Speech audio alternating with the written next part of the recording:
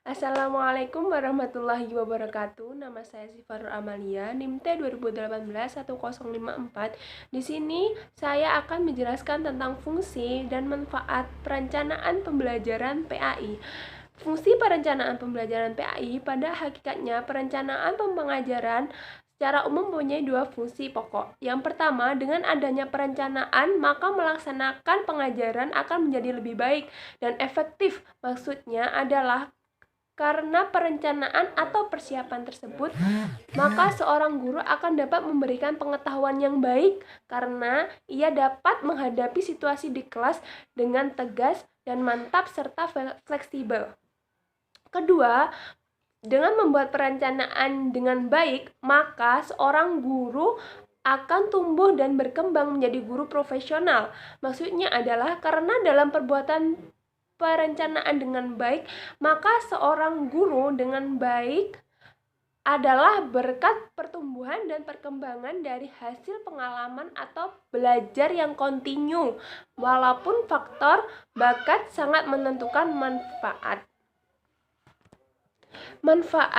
Menurut Wina Sanjaya, menyatakan alasan perlunya seorang guru membuat perencanaan pembelajaran yaitu pertama, pembelajaran adalah proses yang bertujuan. Setiap proses yang memiliki tujuan, maka dituntut untuk membuat suatu perencanaan untuk mencapai tujuan tersebut. Begitu pula dengan seorang guru. Dalam mencapai tujuan pembelajaran, guru harus menyiapkan suatu rencana untuk mencapai tujuan pembelajaran yang telah ditetapkan. Kedua, pembelajaran adalah proses kerjasama. Pembelajaran membutuhkan kerjasama minimal antara seorang guru dengan seorang peserta didik. Proses pembelajaran tidak akan berjalan dengan sendirinya tanpa adanya pembelajaran yang menyenangkan bagi siswa atau peserta didik melalui strategi pembelajaran yang digunakan. Strategi pembelajaran juga harus difikirkan oleh seorang guru sebelum melakukan kegiatan pembelajaran dalam kelas untuk mengkondisikan peserta didik agar siap dalam menerima materi yang diajarkan. Ketiga, proses pembelajaran adalah proses yang kompleks. Kompleks di sini berarti proses pembelajaran tidak hanya dilakukan untuk transfer knowledge saja, tetapi juga sebagai proses pembentukan tingkat atau tingkah laku siswa tersebut. Siswa atau peserta didik segala keunikannya akan memiliki kepribadian dan gaya yang belajar yang berbeda-beda. Oleh karena itu, guru harus membuat perencanaan pembelajaran yang sesuai dengan karakteristik peserta didik tersebut. Keempat, proses pembelajaran dan akan efektif manakala memanfaatkan sebagai sarana dan prasarana yang tersedia termasuk memanfaatkan berbagai sumber belajar. Pembelajaran yang efektif tergantung kepada ketersediaan sarana dan prasarana yang menunjang dalam proses pembelajaran tersebut. Selain itu, pemanfaatan berbagai sumber belajar juga akan menambah wawasan peserta didik tersebut. Perencanaan mengenai penggunaan sarana dan prasarana serta pemanfaatan berbagai sumber belajar akan mempengaruhi semangat belajar peserta didik dalam menangkap materi yang diajarkan oleh seorang guru. Selanjutnya, model Attention Relevance. Model ARCS merupakan model pembelajaran yang menekankan pada aspek motivasi yang terdiri dari attention atau perhatian, relevance atau kegunaan, confidence atau percaya diri, satisfaction atau kepuasan. Model ini dikembangkan oleh John M. Keller, seorang sarjana psikologi dari Florida State University. Menurut John M.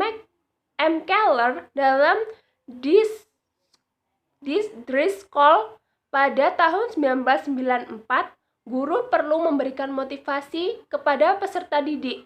Hal ini dikarenakan munculnya motivasi belajar dalam diri peserta didik tersebut. Bukan hanya menjadi tanggung jawab mereka, tetapi juga menjadi tanggung jawab oleh seorang guru.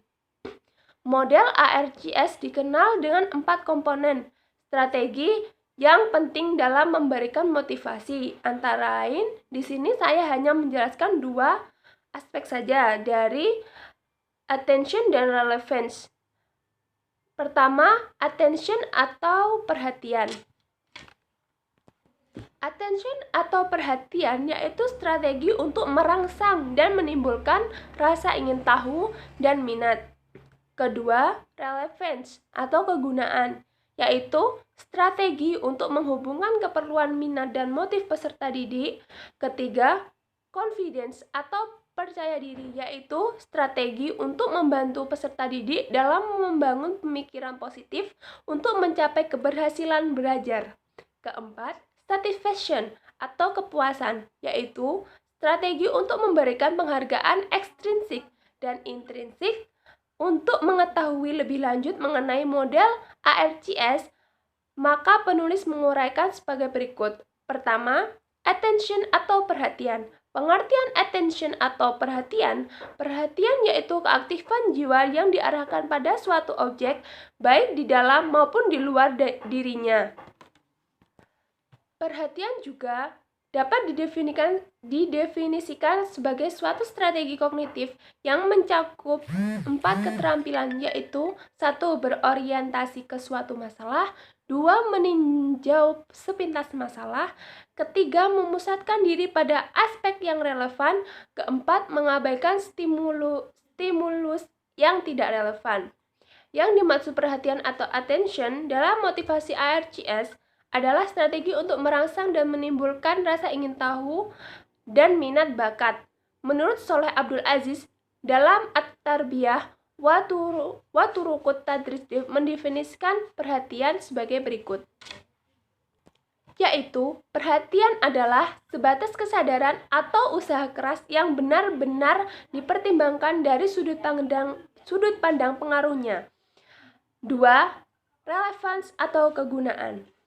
Pengertian relevance atau kegunaan merupakan adanya antara kebutuhan dengan motivasi, yaitu berhubungan dengan kehidupan peserta didik, baik berupa pengalaman sekarang atau yang telah dimiliki maupun yang berhubungan dengan kebutuhan karir sekarang atau yang akan datang.